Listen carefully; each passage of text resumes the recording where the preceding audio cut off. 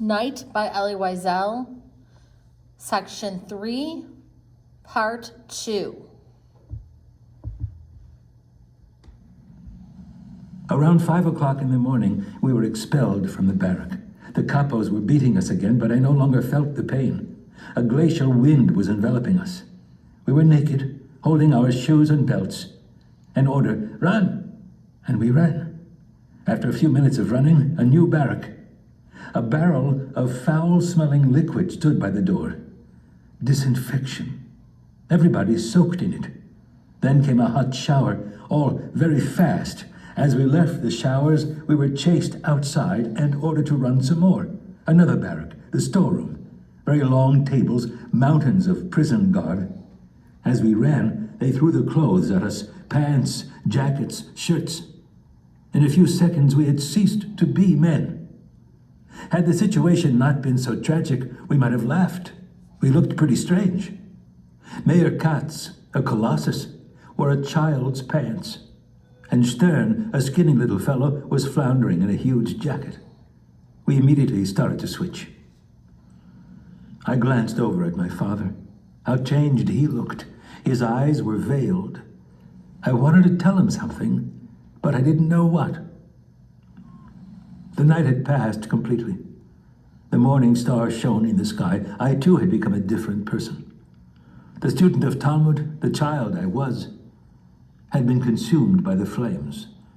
All that was left was a shape that resembled me. My soul had been invaded and devoured by a black flame. So many events had taken place in just a few hours that I had completely lost all notion of time. When had we left our homes? And the ghetto? And the train only a week ago? One night? One single night? How long had we been standing in the freezing wind? 1 hour? A single hour? 60 minutes? Surely it was a dream. Not far from us, prisoners were at work. Some were digging holes, others were carrying sand. None as much as glanced at us. We were withered trees in the heart of the desert. Behind me, people were talking. I had no desire to listen to what they were saying, or to know who was speaking and what about. Nobody dared raise his voice.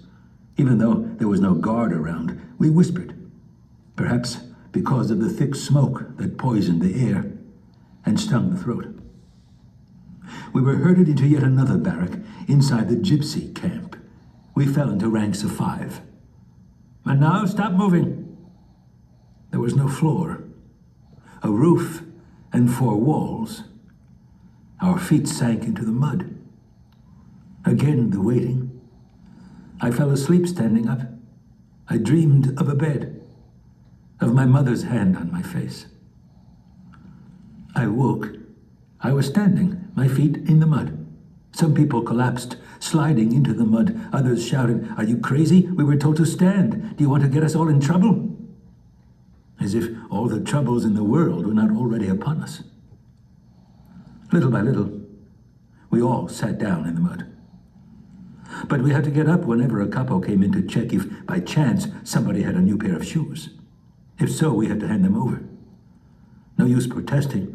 The blows multiplied, and in the end, one still had to hand them over.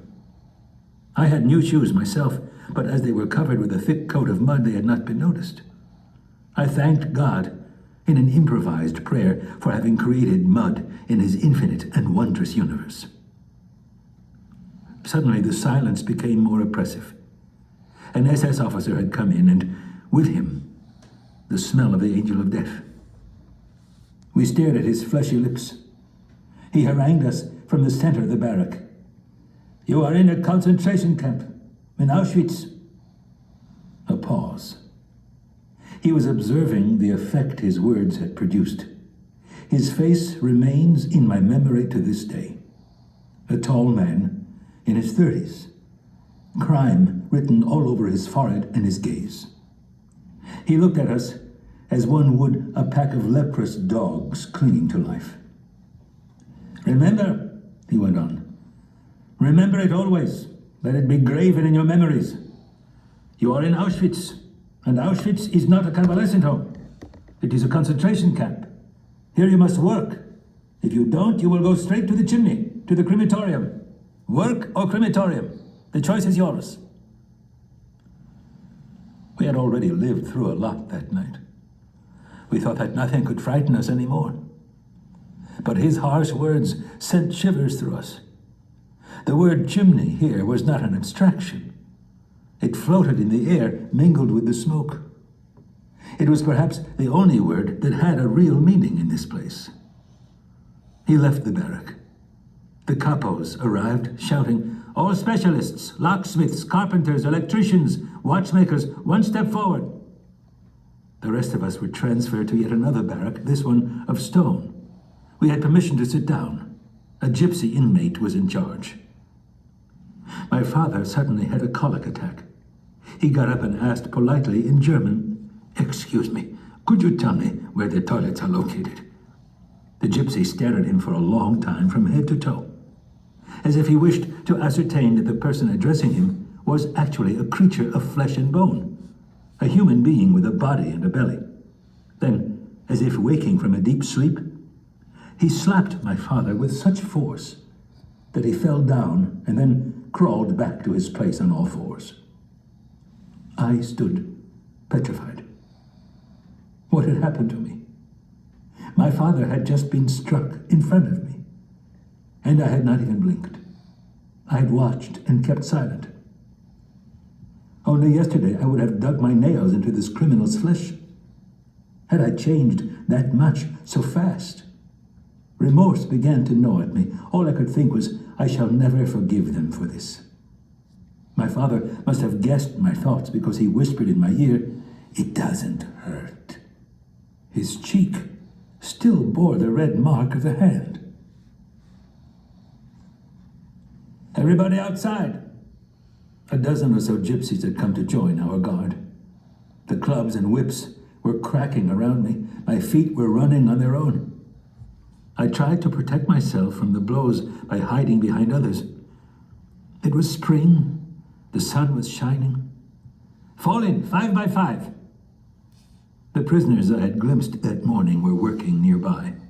No guard in sight, only the chimney's shadow. Lulled by the sunshine and my dreams, I felt someone pulling at my sleeve. It was my father. "Come on, son." We marched. Gates opened and closed.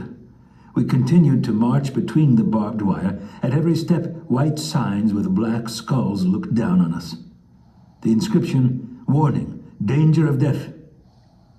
What irony. Was there here a single place where one was not in danger of death? The gypsies had stopped next to a barrack. They were replaced by SS men who encircled us with machine guns and police dogs. The march had lasted half an hour. Looking around me, I noticed that the barbed wire was behind us. We had left the camp. It was a beautiful day in May. The fragrances of spring were in the air. The sun was setting. But no sooner had we taken a few more steps than we saw the barbed wire of another camp. This one had an iron gate with the overhead inscription, "Arbeit macht frei." Work makes you free. Auschwitz.